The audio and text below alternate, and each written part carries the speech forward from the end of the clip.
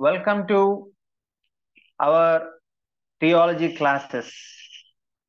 Bible సత్యాలు నీ కొరకే అనేటువంటి ఈ ప్లాట్ఫామ్ ద్వారా మీకు అందిస్తున్నటువంటి ఉచితంగా అందిస్తున్న ఈ థియాలజీ క్లాసెస్కి మీకు స్వాగతం సుస్వాగతం. మనము ఆల్రెడీ ఎక్లిషియాలజీ అనేటువంటి అంశాన్ని నేర్చుకుంటా ఉన్నాం. ఎక్లిషియాలజీ అంటే సంఘ శాస్త్రము. అసలు సంఘం అంటే ఏమిటి, సంఘం యొక్క విధులు ఏమిటి, వాక్యానుసారమైన సంఘానికి ఉండే లక్షణాలు ఏమిటి, వీటన్నిటిని కూడా మాడ్యూల్ 1లో బేసిక్ స్టడీని మనం చేయడం జరిగింది. దానికి సంబంధించిన వీడియోస్ అన్ని కూడా మన బైబిల్ సత్యాలు నీ కొరకని యూట్యూబ్ ఛానల్లో మీకు అందుబాటులో ఉన్నాయి. దయచేసి కావలసిన వారు ఆ వీడియోస్ని చూడొచ్చు. మన ఛానల్లోకి వెళ్ళి ప్లేలిస్ట్లోకి వెళ్తే ఎక్లిషియాలజీ అనేటువంటి ఒక గ్రూప్ ఆఫ్ వీడియోస్ కనబడతాయి. దాంట్లో మనకి మాడ్యూల్ 1 సంబంధించిన వీడియోస్ అన్ని అందులో ఉన్నాయి. అయితే ఈ రోజున మనం మాడ్యూల్ 2ని స్టార్ట్ చేస్తా ఉన్నాం. ఇందులో మనం చూసే ముఖ్యమైన అంశం ఏంటంటే the biblical leadership of the local church. The biblical leadership of the local church, స్థానిక సంఘం యొక్క వాక్యానుసారమైన నాయకత్వం. ఈ రోజుల్లో రకరకాల సంఘాలు మనం చూస్తా ఉన్నాం, రకరకాల నాయకత్వాలు మనం చూస్తా ఉన్నాం. కానీ మనకు కావాల్సింది ఏంటంటే ఈ బైబిల్లో ఉన్నటువంటి సంఘం సంబంధించినటువంటి నాయకత్వం మనకు కావాలి. అంటే బైబిల్ సంఘం గురించే చెప్తుంది, బైబిల్ నాయకత్వం గురించి ఏం చెప్తుంది అన్నది మనకి ప్రాముఖ్యమైనది. దానికి సంబంధించిన రీసెర్చ్ మనందరం కలిసి ఏం చేస్తున్నాము, రీసెర్చ్ చేస్తున్నాము, మనందరం కలిసి పరిశోధన చేస్తా ఉన్నాము. సో దాన్ని ఈ మనం ఈ ముందున్న వారాల్లో మనం నేర్చుకోబోతా ఉన్నాం. Next slide.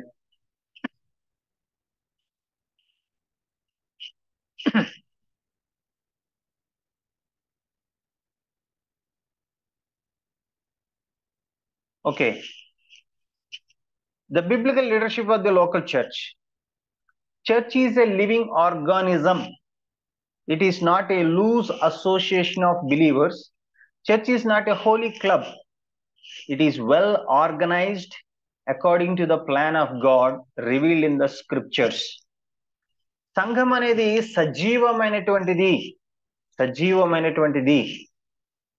సజీవమైన ఒక శరీరంతో ప్రభు సంఘాన్ని పోల్చడం జరిగింది. సంఘం అనేది లూజ్ అసోసియేషన్ కలిగినటువంటి కొంతమంది విశ్వాసుల జస్ట్ అసోసియేషన్ కాదు, లేకపోతే ఒక జస్ట్ క్లబ్ లాంటిది కాదు. కానీ అది చాలా ప్రణాళికాబద్ధంగా, క్రమ పద్ధతిలో దేవుడి యొక్క ప్రణాళిక ప్రకారము ఏర్పరచబడి బైబిల్లో బయలుపరచబడినటువంటి విషయము సంఘము. మరి సంఘానికి హెడ్ ఎవరు? Christ is the head of the church. సంఘానికి ప్రభువే శిరస్సు. Both the universal and the local, సార్వత్రిక సంఘానికి కానివ్వండి, స్థానిక సంఘానికి కానివ్వండి, శిరస్సు యేసయ్యే, క్రీస్తు ప్రభువే. కొంతమంది అంటారు సార్వత్రిక సంఘానికి యేసుక్రీస్తు శిరస్సు అండి, స్థానిక సంఘానికి శిరస్సు మాత్రము ఆ లీడర్స్ ఏనండి, మనుషులేనండి అంటారు. అది పొరపాటు. బైబిల్ ఏం చెప్తుందంటే యేసయ్యే సంఘానికి శిరస్సు. అది సార్వత్రిక సంఘమైన కానివ్వండి, అది స్థానిక సంఘమైన కానివ్వండి. సంఘానికి శిరస్సులు లేవు, సంఘానికి ఒక్క శిరస్సే ఉంది. ఆ శిరస్సు యేసుక్రీస్తు ప్రభు. The Bible makes it very clear that Christ alone is the head of the church. యేసుక్రీస్తు ప్రభు మాత్రమే సంఘానికి శిరస్సు. అది స్థానిక సంఘమైన కావచ్చు, సార్వత్రిక సంఘమైన కావచ్చు. Church universal and local have no human head. Christ is the only head అన్న విషయం దయచేసి మీరు గమనించాలి. నెక్స్ట్. రోమా 13:1 మనం చూస్తే ప్రతివాడును పై అధికారులకు లోబడి ఉండవలెను. ఏలైనగా దేవుని వలన కలిగినది తప్ప మరి ఏ అధికారము లేదు. ఉన్న అధికారములు దేవుని వలనే నియమింపబడి ఉన్నవి. Romans 31 clearly states that authority belongs to God. అధికారం అనేది దేవుడికి మాత్రమే చెందింది. అర్థమవుతుందా?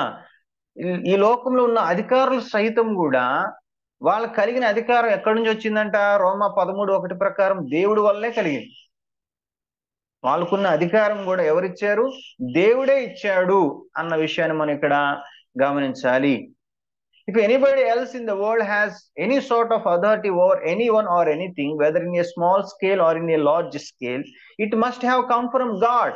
ఈ లోకంలో కలిగిన అధికారం చిన్నదే కావచ్చు, పెద్దదే కావచ్చు, అది ఏదైనా కావచ్చు, అధికారం ఎక్కడి నుంచి వస్తుంది? దేవుడి వద్ద నుంచి మాత్రమే వస్తుంది. వారు దేవుని చేత నియమింపబడిన వారు అన్న విషయం బైబిల్ స్పష్టంగా తెలియజేస్తుంది. అయితే మనిషికి ఇవ్వబడినటువంటి అధికారం ఎలాంటి అధికారం, లేకపోతే మనిషి కలిగి ఉన్న అధికారం ఎలాంటిదంటే it's a delegated authority. DELEGATED, delegated authority అంటే ఇవ్వబడిన అధికారం. అర్థమవుతుందా? అంటే దేవుడు తన ఉద్దేశాలు నెరవేర్చుకోవడానికి కొంతమంది వ్యక్తులకి దేవుడు అధికారం ఇచ్చాడు. అందుకే వారు అధికారాన్ని కలిగి ఉన్నారు. అది ప్రభుత్వంలో కావచ్చు, సంఘములో కావచ్చు, ఎక్కడైనా సరే ఎవరైనా అధికారం కలిగి ఉన్నారంటే it's God's given authority or delegated authority అంటాం మనం. ఇవ్వబడిన అధికారము. Next slide. తర్వాత మత్తయి సువార్త 28వ అధ్యాయము 18వ వచనం చూసినట్లయితే, అయితే యేసు వారి యొద్దకు వచ్చి పరలోకమందును భూమి మీద నాకు సర్వాధికారం ఇవ్వబడి ఉన్నది. ప్రభు ఏమన్నాడంటే పరలోకమందు కావచ్చు, భూమి మీద నాకు సర్వాధికారం ఇవ్వబడి. కాబట్టి నా అధికారంతో చెప్తున్నాను, మీరు వెళ్ళండి, సమస్త జనులను శిష్యులుగా చేయండి. నేను మీకు ఏ విషయాలు చెప్పానో వాటన్నిటిని గైకొనలో వారికి బోధించండి. యుగ సమాప్తి వరకు నేను మీతో కూడా ఉంటాను. సాధారణంగా మనం సువార్త చెప్పడానికి వెళ్ళినప్పుడు మేము ఎవరు రమ్మన్నారు, మీకు ఎవరు పర్మిషన్ ఇచ్చారు, మీరు ఏ అధికారంతో వచ్చారు అని మనం ప్రశ్నిస్తారు కదా. అప్పుడు వాస్తవానికి మనం చెప్పాల్సిన సరైన జవాబు ఏంటంటే, ఎస్, మాకు అధికారం ఇవ్వబడింది, మాకు పర్మిషన్ ఉంది. ఎవరు మాకు అధికారం ఇచ్చారు? యేసుప్రభు అధికారం ఇచ్చారు. ఎవరు వెళ్ళమని మాకు ఆజ్ఞ జారీ చేశారు? యేసుప్రభు వెళ్ళమని ఆజ్ఞ జారీ చేశాడు. సో మేము ఆ ఆజ్ఞను శిరసావహించే ఆయన అధికారంతోనే వచ్చి ఉన్నాం అని మనం చెప్పగలగాలి. The sovereign Lord delegated to his disciples the authority to carry out the work assigned to them. The apostles only had delegated authority. సార్వభౌమాధికారం కలిగిన ప్రభు తన శిష్యులకు ఆయన సువార్త ప్రకటించమని, శిష్యులను తయారు చేయమని, ఆయన యొక్క సత్యాలు వారికి నేర్పించమని, బోధించమని అధికారం ఇచ్చాడు. So he has given the delegated authority. అర్థమవుతుందా? అందుకని అపోస్తలులు అధికారాన్ని బట్టి అన్ని చోట్లకు వెళ్ళగలిగారు. ఆ అధికారానికి లోబడి వారు పనిచేశారు. ఇంకా మనం చూసినట్లయితే దేవుడు ఎవరికైతే అధికారం ఇచ్చాడో వాళ్ళందరూ కూడా దేవుని పరిచారకులుగా పిలువబడినట్లుగా బైబిల్లో మనం చూస్తున్నాం. నాట్ ఓన్లీ ఇన్ చర్చ్, సంఘంలో మాత్రం కాదు, బయట కూడా ఎవరైతే దేవుడి వద్ద నుంచి అధికారం పొందుకున్నారో వాళ్ళందరూ కూడా దేవుని పరిచారకులు, గాడ్స్ మినిస్టర్స్ అనే పదాన్ని మనం చూస్తాం. రోమా 13:3-4 వచనాలు చూస్తే, ప్రభుత్వం చేయవారు చెడ్డ కార్యములకే గాని మంచి కార్యములకు భయంకరులు కారు, నీకు మేలు కలుగుటకు అధికారులు దేవుని పరిచారకులు. చూడండి ఆ మాట ఎంత బాగుంది. అధికారులు ఎవరట? దేవుని పరిచారకులు. సో కీడు చేయవాని మీద ఆగ్రహం చూపుటకు వారు ప్రతీకారం చేయి దేవుని పరిచారకులు. మనం కేవలం సేవ చేసే వాళ్ళు దేవుని పరిచారకులు అనుకుంటాం, కానీ బైబిల్ చెప్తా ఉంది ఈ లోకంలో దేవుడి వద్ద నుంచి అధికారం పొందుకున్న వారు ఎవరైనా కావచ్చు, అది ఏ సెక్టార్లోనే కావచ్చు, వారందరూ కూడా దేవుని పరిచారకులే. సో వాళ్ళని లోబడడం, వాళ్ళని గౌరవించడం అనేది చాలా చాలా ప్రాముఖ్యమైనది అన్న విషయాన్ని ఇక్కడ మనకి బైబిల్ తెలియజేస్తూ ఉంది. నెక్స్ట్. అయితే God's present program on earth is building his church. ప్రస్తుతం దేవుని యొక్క కార్యక్రమం ఏంటయ్యా అంటే ఈ భూమి మీద ఆయన సంఘాన్ని కట్టడం. నేను నా సంఘమును కట్టుదును, I will build my church అని యేసు ప్రభువు వారు సెలవిచ్చారు. This he accomplishes by establishing local churches all over the world. ఆయన ఈ యొక్క పనిని ఎలా నిర్వర్తిస్తారంటే ప్రపంచమంతటా స్థానిక సంఘాలను స్థాపించడం ద్వారా ఆయన తన సంఘాన్ని కట్టుచూ ఉన్నారు. God's authority over these churches established all over the world is not delegated to any one person. ఈ ప్రపంచంలో ఉన్నటువంటి ఈ సంఘాలన్నిటినీ కూడా వాటన్నిటి మీద అధికారం దేవుడు ఏ ఒక్క వ్యక్తికి ఇవ్వలేదు. Every local church is organised with a group of mature men to lead it. ప్రతి స్థానిక సంఘానికి కూడా దేవుడు ఏం చేశాడంటే అక్కడున్న వారిలో పరిపక్వత కలిగి ఆత్మీయత కలిగి నడిపించగల సామర్థ్యం కలిగినటువంటి కొంతమంది వ్యక్తులకు దేవుడు ఏం చేశాడంటే ఆ సంఘాన్ని నడిపించేటువంటి అధికారం ఇవ్వడం జరిగింది. ప్రపంచంలో సంఘాలన్నిటికీ ఒకటే అధికారిగా ఏ మనిషిని దేవుడు పెట్టలేదు. అయితే ప్రతి స్థానిక సంఘముని కూడా నడిపించుటకు ఆ సంఘములోనే పరిపక్వత కలిగినటువంటి ఆత్మీయత కలిగినటువంటి మంచి సాక్ష్యం కలిగినటువంటి వ్యక్తులను దేవుడు ఏం చేశాడంటే లీడర్స్ గా పెట్టి వారి ద్వారా సంఘాన్ని నడిపిస్తూ ఉన్నాడు. కొంచెం వెనక్కి వెళ్ళాలి. తర్వాత అదే సంఘంలో సర్వ్ చేయడానికి పరిచర్య చేయడానికి కొంతమందిని దేవుడు ఏర్పాటు చేసుకున్నాడు. ఇప్పుడు లీడ్ చేసేయడానికి దేవుడు ఎవరినైతే ఏర్పాటు చేశాడో సంఘంలో వాళ్ళు మనం ఎల్డర్స్ అంటాం, సంఘ పెద్దలు అంటాం. ఓకే, తర్వాత సంఘంలో సర్వీస్ చేయడానికి పరిచర్య చేయడానికి ఎవరినైతే ఏర్పాటు చేసుకున్నాడో దేవుడు వాళ్ళని డీకన్స్ అంటాం, వాళ్ళని పరిచారకులు అంటాం. సో ఆ రకంగా ఎల్డర్స్ ద్వారా సంఘాన్ని నడిపించడము, నాయకత్వం వహించడము, డీకన్స్ అనే వారి ద్వారా సంఘానికి కావాల్సిన పరిచర్యలు జరిగించడము, సేవలు అందించడం అనేది దేవుడు ఏర్పాటు చేసినటువంటి పద్ధతి. వాక్యానుసారమైన బిబ్లికల్ కన్సెప్ట్ అనేది బైబిల్లో మనం చూసే విధానం. అది ముందుకెళ్దాం. The authority that the elders have over the church they lead is delegated authority. ఇప్పుడు సంఘంని నడిపించడానికి ఎవరినైతే సంఘ పెద్దలుగా మనము ఏర్పరచుకుంటామో వాళ్ళకి అధికారం ఉంది కదా, నడిపించే అధికారం. ఆ అధికారం ఎక్కడి నుంచి వచ్చింది? దేవుడి చేత ఇవ్వబడిన అధికారం అది. It's a delegated authority. They don't have inherent personal authority over the church. వాళ్ళంతా వాళ్ళు సొంతంగా వ్యక్తిగతంగా సంఘం మీద అధికారం చెలాయించేటువంటి శక్తి సామర్థ్యాలు వాళ్ళకి లేవు. అర్థం అవుతుందా? That authority only Jesus Christ has. పరిపూర్ణ అధికారం, స్వతహాగా అధికారం ఎవరికి ఉందంటే కేవలం యేసు ప్రభువుకు మాత్రమే ఉంది. He alone is the head of the church. ఆయన మాత్రమే సంఘానికి శిరస్సు అయి ఉన్నాడు. That delegated authority of the elders is more of a recommendatory nature than of a mandatory nature. ఇక్కడ మనం చూసినటువంటి అధికారం ఏదైతే ఉందో ఎల్డర్స్ కి, అది రికమెండేటరీ అంత తప్ప మ్యాండేటరీ అనేది కాదన్న విషయం మనం గమనించాలి. ఇంకా ముందుకెళ్ళే కొద్దీ మనం దాని గురించి నేర్చుకుంటాం. Delegated authority is a limited authority. ఇందుకే డెలిగేటెడ్ అథారిటీకి ఏంటంటే అది అధికారానికి పరిమితులు ఉంటాయి, లిమిట్స్ ఉంటాయి. ఎట్లాగా లిమిట్ అంటే ఆ యొక్క ఏ ఉద్దేశం చేత అధికారం ఇవ్వబడిందో, ఎంతకాలము అధికారం ఇవ్వబడుతుందో అంతవరకే అధికారం ఉంటుంది. అర్థమవుతుందా? Delegated authority is a limited authority, అంటే పరిమితి కలిగినటువంటి అధికారం అది. అర్థమవుతుందా? వాళ్ళు ఏ ఉద్దేశంతో అధికారం పొందారో, ఎంతకాలం ఆ అధికారం పొందడానికి దేవుడు వారిని నిర్ణయించినాడు అంతకాలం వరకే వారి అధికారం చెల్లుతుంది. అర్థమవుతుందా? ఒకసారి ఆ వ్యక్తి ఆ పొజిషన్ నుంచి రాజీనామా చేసాడు అనుకోండి, ఇంకా వ్యక్తికి ఎటువంటి అధికారం ఉండదు, మిగతా వారితో సమానము. Abuse of the delegated authority is a serious offence. దేవుడిచ్చిన అధికారాన్ని దుర్వినియోగపరచడం అనేది, అబ్యూస్ చేయడం అనేది, మిస్యూజ్ చేయడం అనేది చాలా భయంకరమైన నేరం దేవుడి దృష్టిలో.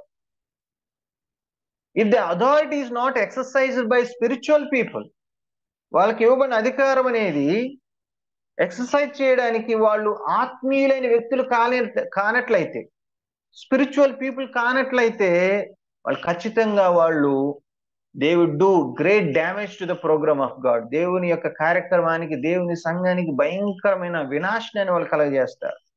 This is one of the reasons why elders are required to be mature and spiritual people.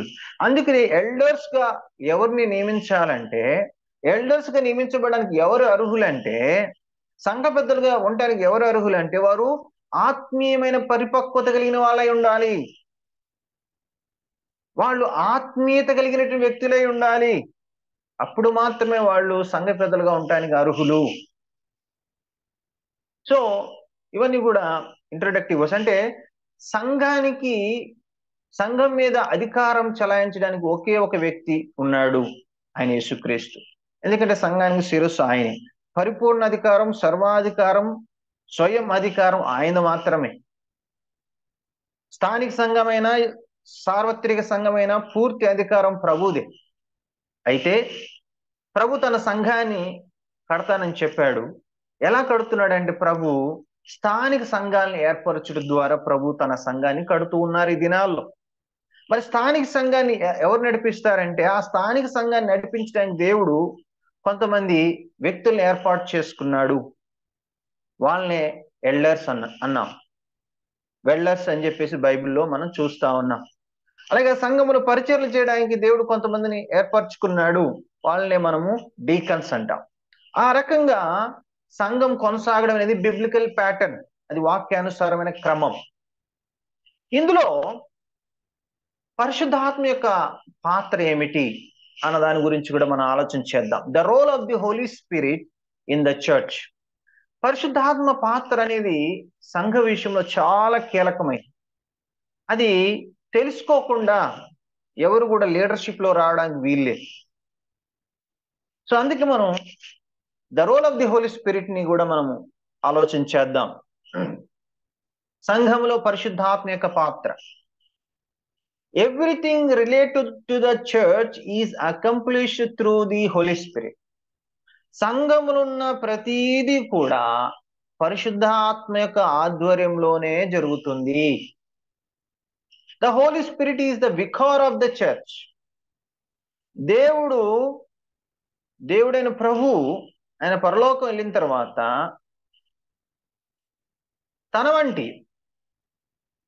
తనలాగే అధికారం కలిగినటువంటి, తనలాగే దైవత్వం కలిగినటువంటి ఒక వ్యక్తిని మన కొరకు పంపాడు. మరొక ఆదరణకర్తను పంపిస్తానన్నాడు. అర్థమవుతుందా? ఆయనే హోలీ స్పిరిట్. ఆయన మేనేజర్గా ఉంటూ సంఘాన్ని నడిపించేవాడుగా ఉన్నాడు.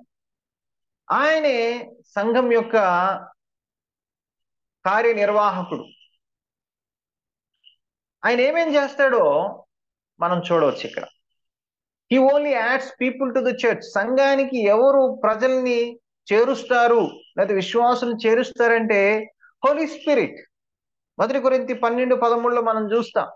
ఏలైనగా యూదులమైనను, గ్రీసు దేశస్థులమైన, దాసులమైనను, స్వతంత్రులమైన మనమందరం ఒక్క శరీరంలోనికి ఒక్క ఆత్మ ఇందే బాప్తిస్మం పొందితిమి. మనందరము ఒక్క ఆత్మను పానము చేసిన వారమైతిమి. బాప్తిస్మం అనేటువంటి ఆ యొక్క క్రియ ద్వారా ఒక వ్యక్తి దేవుని సంఘంలో చేర్చబడతా ఉన్నాడు. అది పరిశుద్ధాత్మ బాప్తిస్మం. అంటే పరిశుద్ధాత్మ బాప్తిస్మం ద్వారా ఆ వ్యక్తి సంఘంలో చేర్చబడుతూ ఉన్నాడు. అంటే ఆ వ్యక్తి సంఘంలో చేర్చబడడానికి కారణం ఎవరు? పరిశుద్ధాత్మ. అర్థమవుతుందా? Baptism of the Holy Spirit గురించి అక్కడ మాట్లాడుతున్నారు 1 కొరింథీ 12:13. ఆ పరిశుద్ధాత్మ బ్యాప్టిజం ద్వారా ఆ వ్యక్తి క్రీస్తు శరీరంలో జత చేయబడుతూ ఉన్నాడు. అంటే ఒక వ్యక్తిని సంఘానికి జత చేసేది పరిశుద్ధాత్మ దేవుడు. రెండవది, జత చేయబడిన ఆ వ్యక్తిని ఎక్విప్ చేసేది ఎవరు? అంటే బలపరిచేది ఎవరు? సిద్ధపరిచేది ఎవరు? Holy Spirit. Equips each believer with spiritual gift. 1 కొరింథీ 12:11 చూడండి. అయినను వీటన్నిటిని ఆ ఆత్మ ఒక్కడే తన చిత్తము చొప్పున ప్రతివానికి ప్రత్యేకంగా పంచిచ్చు కార్యసిద్ధి కలుగజేయుచున్నాడు. అంటే ఒక వ్యక్తిని సంఘములు చేర్చేది ఆయనే. చేర్చిన తర్వాత ఆ వ్యక్తి ప్రభు కొరకు వాడబడే విధంగా సంఘంలో ఆ వ్యక్తికి ఏ గిఫ్ట్ ఇవ్వాలి, ఏ స్పిరిచువల్ గిఫ్ట్ ఇవ్వాలి అని డిసైడ్ చేసేది కూడా హోలీ స్పిరిటే. నువ్వు అనుకున్నది మాత్రం నీకు ఏ గిఫ్ట్ కావాలంటే ఆ గిఫ్ట్ నువ్వు పొందుకోవడం కాదు అక్కడ. ఆయన ఏ గిఫ్ట్ ఇస్తే ఆ గిఫ్ట్ నువ్వు పొందుకుంటావు అంతే. కాబట్టి ఎవరికి ఏ గిఫ్ట్ ఇవ్వాలని డిసైడ్ చేసేది ఎవరు? హోలీ స్పిరిట్, పరిశుద్ధాత్మదేవుడు తన చిత్తం చొప్పున ఇస్తాడు. ఓకే, ఈ విషయాలను మనం న్యూమటాలజీలో అంటే పరిశుద్ధాత్మ శాస్త్రంలో డీటెయిల్ గా నేర్చుకుంటాం. జస్ట్ మీకు టచ్ చేస్తున్నాను అంతే. తర్వాత హోలీ స్పిరిట్ చేసే పనులే appoints elders to lead the church. ఒక సంఘానికి సంఘ పెద్దల్ని నియమించేది ఎవరు అంటే హోలీ స్పిరిటే. చూడండి, అపోస్తల కార్యములు 20 అధ్యాయం 28 మనం చూస్తాం. దేవుడు తన స్వరక్తం ఇచ్చి సంపాదించిన తన సంఘమును కాయటకు పరిశుద్ధాత్మ మిమ్మల్ని దేని యందు అధ్యక్షులుగా ఉంచెను. అర్థమవుతుందా? పరిశుద్ధాత్మ మిమ్మును దేని యందు అధ్యక్షులుగా ఉంచెను. పౌలు గారు ఎఫెసులో ఉన్నటువంటి ఎల్డర్స్ ని పిలిపించి వాళ్ళతో అంటున్నాడు, అయ్యా మీరు అధ్యక్షులుగా చేయబడింది ఎవరి వల్ల? పరిశుద్ధాత్మ వలన. పరిశుద్ధాత్మ మిమ్మును అధ్యక్షులుగా ఉంచాడు అంటే మిమ్మల్ని ఎక్విప్ చేసి ఎల్డర్ గా ఉండాల్సిన క్వాలిఫికేషన్స్ ఇచ్చి ఆ యొక్క పదవికి మిమ్మల్ని పిలిచింది ఎవరే అంటే పరిశుద్ధాత్మ దేవుడు. కాబట్టి ఎల్డర్స్ ని అపాయింట్ చేసేది ఎవరే అంటే నియమించేది ఎవరే అంటే పరిశుద్ధాత్మ దేవుడు. తర్వాత sends out missionaries to carry out the great commission. దేవుడిచ్చిన ఆ గొప్ప శాసనం ఏదైతే ఉందో, సర్వలోకానికి వెళ్ళి సర్వ ప్రజలకు సువార్తను ప్రకటించి వారిని శిష్యులుగా చేయండి అని చెప్పినటువంటి ఆ యొక్క గ్రేట్ కమిషన్ ఏదైతే ఉందో దాన్ని నెరవేర్చడం కోసం మిషనరీస్ ని పంపించేది ఎవరు?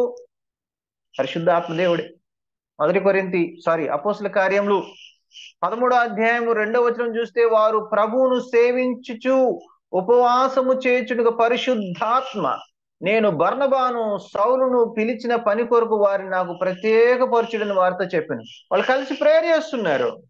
పరిశుద్ధాత్మ దేవుడు అన్నాడు, బర్నబాని సౌలు నా కోసం సపరేట్ చేయండి, నేను వాళ్ళని ఒక పని కోసం పిలుచుకున్నాను. ఏం పని? 4వ చూడండి. కాబట్టి వీరు పరిశుద్ధాత్మ చేత పంపబడిన వారి సెలివుకైకి వచ్చి అక్కడ నుండి ఓడెక్కి కుప్రకు వెళ్ళిరి. ఏ పని అంటే మనకు అర్థమవుతుంది 4వ మిషనరీ పని కోసం అంటే మిషనరీ పిలుపునిచ్చి మిషనరీ పని కోసం పిలిచి ఎక్కడికి వెళ్ళాలని పంపేది ఎవరంటే పరిశుద్ధాత్మ దేవుడు. అర్థమవుతుందా? పరిశుద్ధాత్మ యొక్క పరిచర్య ఎంత కీలకమో సంఘ పరిచర్యలో. ముందుకెళ్దాం. Glorifies Christ the head of the church. పరిశుద్ధాత్మ చేసి ఇంకొక ముఖ్యమైన పని ఏంటో తెలుసా? క్రీస్తు ప్రభుని మహిమపరచడం, సంఘానికి శిరస్సు అయిన క్రీస్తును ఘనపరచడం. యోహాను సువార్త 16:14 ఆయన నా వాటిలోనివి తీసుకుని మీకు తెలియజేయను కనుక నన్ను మహిమపరచును. యేసయ్య చెప్తా ఉన్నాడు, పరిశుద్ధాత్మ వచ్చినప్పుడు నా వాటిలోని తీసుకుని మీకు తెలియజేస్తాడు కనుక పరిశుద్ధాత్మ ఏం చేస్తాడు? నన్ను మహిమపరుస్తాడు. అంటే యేసు అనే నన్ను, క్రీస్తు అనే నన్ను ఆయన మహిమపరుస్తాడని చెప్తాడు. అంటే పరిశుద్ధాత్మ ఎక్కడైతే ఉంటాడో అక్కడ పరిశుద్ధాత్మ ఎవరిని మహిమపరుస్తాడంటే క్రీస్తుని మహిమపరుస్తాడు. గ్లోరిఫైస్ క్రైస్ట్, అది పరిశుద్ధాత్మ యొక్క పరిచర్య. అర్థమవుతుంది మీకు? తర్వాత illuminates the minds of believers to understand the scriptures. బైబిల్లో ఉన్న విషయాల్ని మనకు అర్థమయ్యే విధంగా ప్రకాశాన్ని కలిగించేది ఎవరై అంటే హోలీ స్పిరిట్. చూడండి, అందుకే 1 కొరింథీ 2:12 చూస్తే దేవుని వల్ల మనకు దయచేయబడిన వాటిని తెలుసుకుంటే మనం లౌకిక ఆత్మను కాక దేవుని యొద్ద నుండి వచ్చు ఆత్మను పొంది ఉన్నాము. అంటే బైబిల్లో ఉన్న విషయాల్ని మనం తెలుసుకోవడానికి, అర్థం చేసుకోవడానికి దేవుడు తన ఆత్మను మనకు అనుగ్రహించాడు. ఎందుకు? ఆ పరిశుద్ధాత్మ సహాయంతో మనము సత్యాల్ని గ్రహించడానికి. తర్వాత కన్విక్స్ పీపుల్ ఆఫ్ దేర్ సిన్స్, ప్రజలు చేసేటువంటి పాపాలని ఒప్పింపజేసేది ఎవరే అంటే, ఒప్పుకునేటట్లు చేసేది ఎవరంటే హోలీ స్పిరిట్. ఆయన వచ్చి పాపమును గూర్చి, నీతిని గూర్చి, తీర్పును గూర్చి లోకమును ఒప్పుకొనజేయును. నువ్వు ఎంత ప్రసంగం చేసినా వా ఆ మనుషులు వాళ్ళ పాపాలను ఒప్పుకునే విధంగా కార్యం చేసేది ఎవరే అంటే పరిశుద్ధాత్మ దేవుడే. అర్థమవుతుందా? So what you understand? Holy Spirit work in the role of the Holy Spirit in the church is very, very crucial and important. Thus, every major work of the church is accomplished through the Holy Spirit. సంఘములో ఉన్నటువంటి ప్రతి ఒక్క ప్రాముఖ్యమైన పని పరిశుద్ధాత్మ ద్వారానే జరుగుతుంది. So leaders of the church must depend upon the Holi Spirit for the success of their ministry. సంఘానికి నాయకత్వం వహించేవారు ఎవరైనా కావచ్చు, సేవకులు కావచ్చు, ఎల్డర్స్ కావచ్చు, డీకన్స్ కావచ్చు, వారందరూ కూడా ఫలభరితమైన పరిచర్య చేయాలి అంటే they must depend on the Holy Spirit. పరిశుద్ధాత్మ దేవుడి మీద ఆధారపడవలసినదే. అప్పుడు మాత్రమే వాళ్ళు సక్సెస్ ని సాధిస్తారు. The delegated authority of the elders is to be exercised only in harmony with the operation of the Holy Spirit. పరిశుద్ధాత్మ యొక్క నడిపింపులో, పరిశుద్ధాత్మ యొక్క గైడెన్స్ తో మాత్రమే మన అధికారాన్ని, మనకి ఇవ్వబడిన అధికారాన్ని సక్సెస్ఫుల్ గా మనం ఉపయోగించగలం. The Holi spirit is the paraclete అంటే అర్థం ఏంటంటే హెల్పర్. ఆయన మనకి సహాయకుడు. ద కంఫర్టర్ ఆదరించే ఆదరణకర్త. ద కౌన్సిలర్ ఆయనే మనకి ఎలా చేయాలి, ఏ విధంగా చేయాలని ఆలోచించే ఆలోచనకర్త. విశ్వాసులని మనకి పరిశుద్ధాత్మ సహాయం లేకుండా ఏం చేయలేం. ఎస్పెషల్లీ లీడర్స్ వాళ్ళ యొక్క వర్క్ సక్రమంగా చేయాలంటే, ప్రభావవంతంగా చేయాలంటే they must depend on the Holy Spirit. పరిశుద్ధాత్మ దేవుడి మీద ఖచ్చితంగా ఆధారపడవలసినదే. కాబట్టి బిబ్లికల్ లీడర్షిప్ గురించి మనం నేర్చుకుంటున్నప్పుడు ఈ విషయాన్ని మనం ఖచ్చితంగా గమనించవలసిందిగా మీ అందరికి కూడా నేను మనవి చేస్తూ ఉన్నాను. కాబట్టి మిత్రులారా, ఈనాడు ఉన్నటువంటి సమస్య, ఈనాడు ఉన్న ఇబ్బంది, ఈనాడు ఉన్న ప్రాబ్లం ఏంటంటే పరిశుద్ధాత్మ దేవుడి మీద మనుషులు ఆధారపడకుండా, పరిశుద్ధాత్మ శక్తి మీద మనుషులు ఆధారపడకుండా వాళ్ళ సొంత ఆలోచనలతో, వాళ్ళకు తోచినట్టుగా, వాళ్ళు కోరుకున్నట్టుగా, వాళ్ళ సొంత రూల్స్ పెట్టేసి వాళ్ళకి ఏదనిపిస్తుంది చేసేస్తూ ఉన్నారు. అది ఈనాడు సంఘాలకు ఉన్నటువంటి దౌర్భాగ్యం. అందుకని అనేక డినామినేషన్స్ పుట్టుకొస్తూ ఉన్నాయి. ఎవరికి ఏది నచ్చితే అది, ఎవరికి ఏది తోస్తే అది బోధిస్తూ ఉన్నారు. ఎవరికి ఏది అనిపిస్తే అది చేస్తూ ఉన్నారు. పరిశుద్ధాత్మ దేవుడి మీద డిపెండెన్స్ లేదు. పరిశుద్ధాత్మ సహాయంతో లేఖనాలు చదివే విధానం లేదు. పరిశుద్ధాత్మ యొక్క గైడెన్స్ తో అడుగులు ముందుకేసే పద్ధతి లేదు. మానవ ఆలోచనలు, మానవ ఉద్దేశాలతో పరిచర్యలు జరుగుతూ ఉన్నాయి. కాబట్టి ఈనాడు సంఘము వాక్యానికి చాలా దూరం అయిపోయింది. ప్రతి లీడర్ గమనించాలి, పరిశుద్ధాత్మ సహాయంతోనే మాత్రమే మనం పరిచర్య చేయాలి అనే విషయాన్ని ప్రతి లీడర్ గుర్తించాలి. అలా చేయనట్లు ప్రభు మనకి సహాయం చేయనుగాక. ముందుకెళ్దాం.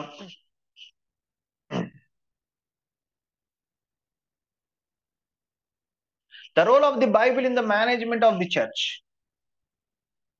సంఘం యొక్క నిర్వహణలో బైబిల్ యొక్క పాత్ర. సంఘం యొక్క నిర్వహణలో బైబిల్ పాత్ర. The Bible is God's word. It is the constitution. Bible దేవుని వాక్యం. ఇది చర్చి యొక్క రాజ్యాంగం. మన దేశానికి రాజ్యాంగం ఎలా ఉందో సంఘంలో ఉన్న విశ్వాసులకు రాజ్యాంగం ఈ బైబిలే మన రాజ్యాంగం. ఇది అండర్లైన్ చేసుకోండి మీ మైండ్ లో. Bible is the constitution. బైబిలే మన రాజ్యాంగం.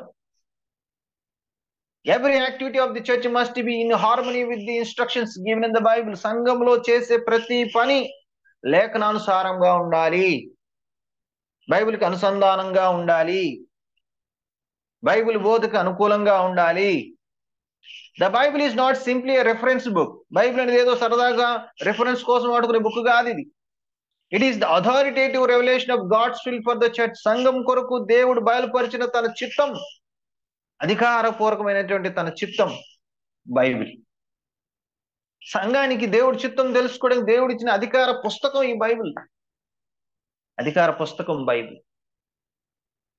No activity of the church is to be contrary to the teachings of the Bible.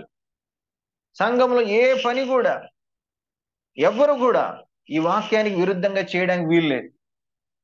The rightness and wrongness of the activities and the decisions of the church are judged by the Bible. Bible ప్రకారము అంటే సంఘంలో ఏది right ఏది wrong అనేది ఎట్లా decide చేయాలంటే Bible base చేసుకుని. Bible ఫలాంది wrong అని చెప్తుంది రాంగ్, బైబిల్ ఫలాంది రైట్ అని చెప్తుంది రైట్. ఫలానా సంఘంలో ఏ డెసిషన్ తీసుకోవాలి ఏ డెసిషన్ తీసుకోకూడదని దేన్ని బేస్ చేసుకోవాలంటే ఈ బైబిల్ బేస్ చేసుకుని మాత్రమే చేయాలి. ఎందుకంటే ఇది మన రాజ్యం, ఇదే మన చట్టం. What the Bible condemns the Lord condemns, what the Bible permits the Lord permits. Bible దేన్నైతే ఖండిస్తుందో దాన్ని ప్రభు కూడా ఖండిస్తున్నాడు. బైబిల్ దేన్నైతే అనుమతిస్తుందో పర్మిట్ చేస్తుందో దాన్ని ప్రభు కూడా పర్మిట్ చేస్తున్నాడు, ప్రభు కూడా అనుమతిస్తున్నాడు. ఈ బైబిల్ ప్రభు వాక్యము, దేవుని వాక్యం ఇది. The Bible provides us the will of God. దేవుని చిత్తాన్ని మనం బయలుపరిచేది ఈ బైబిల్ త్రూ గాడ్స్ మ్యాండేట్స్. ఆయన యొక్క పెట్టిన కట్టడల ద్వారా, త్రూ ప్రిసెప్ట్స్, ఆయన ఏర్పరిచేటువంటి చట్టాల ద్వారా, నియమాల ద్వారా, ప్రెసిడెంట్స్, వాటన్నిటి ద్వారా, కట్టడు నియమాలు, నిబంధనలు, ఆజ్ఞలు, వాటన్నిటి ద్వారా దేవుడి చిత్తాన్ని దేవుడు మనకి బయలుపరుస్తూ ఉన్నాడు. Man cannot amend them. మనిషి వీటిని మార్చడానికి వీల్లేదు. Or annul them. వీటిని తీసివేయడానికి వీల్లేదు. దీంట్లో యాడ్ చేయడానికి వీల్లేదు, దీంట్లో తీసివేయడానికి వీల్లేదు. తీస్తే మహా ఘోరమైన పరిస్థితులు సంభవిస్తాయి. Man must obey them. Just మన పని ఏంటంటే ఇందులో ఉన్న రూల్స్ రెగ్యులేషన్స్, ఇందులో ఉన్న చట్టాలకి, విధులకు, ఆజ్ఞలకు, కట్టడలకు మన లోబడి జీవించడం తప్ప దీంట్లో మార్పులు చేయడానికి మన హక్కు లేదు, అధికారం లేదు మిత్రులారా. కాబట్టి సంఘంలో మనం ప్రతి దాన్ని కూడా ఈ వాక్యపు కళ్ళజోడించి చూడడం నేర్చుకోవాలి, బైబిల్లోంచి చూడడం నేర్చుకోవాలి. ఏం చేయాలి ఏం చేయకూడదు అనేది ఈ బైబిల్ని బేస్ చేసుకుని చేయాలి. అప్పుడు మాత్రమే సంఘము వాక్యానుసారంగా ఉంటుంది. మూడవదిగా ఇంపార్టెంట్ ట్రూత్ ఏంటంటే the delegation of authority. We have stated that Christ absolute authority is not delegated to anybody. మనం చెప్పాం సంఘంలో ఉన్నటువంటి లీడర్స్ కి ఇవ్వబడిన అధికారం అనేది ఇవ్వబడినటువంటి అధికారము, ప్రాతినిధ్యం వహించేటువంటి అధికారము. అది అబ్సల్యూట్ అధికారం కాదు, అబ్సల్యూట్ అధికారము, సంపూర్ణ పరిపూర్ణ స్వయం అధికారం కేవలం ప్రభువుకు మాత్రమే ఉన్నది. However, for the smooth day-to-day functioning of the church, Christ has delegated limited amount of authority to the church. కానీ సంఘంలో దైనందిన కార్యక్రమాలు సజావుగా జరగడం కోసం దేవుడు సంఘంలో ఉన్నటువంటి కొంతమంది నాయకులుగా ఏర్పరచబడిన వారికి కొంత అధికారాన్ని ఆయన ఇవ్వడం జరిగింది. అర్థమవుతుందా? ఆ అధికారంతో వారు పనులు చేస్తారు, ఆ అధికారం కింద వాళ్ళు కార్యాలు జరిగిస్తారు. అది క్రీస్తు ప్రభు ఇచ్చినటువంటి అధికారము, క్రీస్తు ప్రభు ఇచ్చినటువంటి అధికారము. మీరు గమనించాల్సింది ఏంటంటే అబ్సల్యూట్ అధికారానికి డెడికేటెడ్ అధికారానికి ఉన్న తేడా ఏంటంటే అబ్సల్యూట్ అధికారం కలిగిన వాళ్ళు రూల్స్ రెగ్యులేషన్స్ వాళ్ళు పెడతారు. డెలిగేటెడ్ అంటే ఇవ్వబడిన అధికారంలో ఉన్న వాళ్ళు ఏం చేస్తారంటే వాళ్ళు రూల్స్ రెగ్యులేషన్స్ పెట్టడానికి వీల్లేదు. అబ్సల్యూట్ అధికారంలో ఎవరైతే ఉన్నారో వాళ్ళు పెట్టిన రూల్స్ రెగ్యులేషన్స్ వీళ్ళు ఫాలో అవడం తప్ప వీళ్ళు స్వయంగా రూల్స్ రెగ్యులేషన్స్ క్రియేట్ చేయడానికి కానీ ఫామ్ చేయడానికి వీళ్ళకి అధికారం లేదు. అంటే ఇప్పుడు ఏంటి?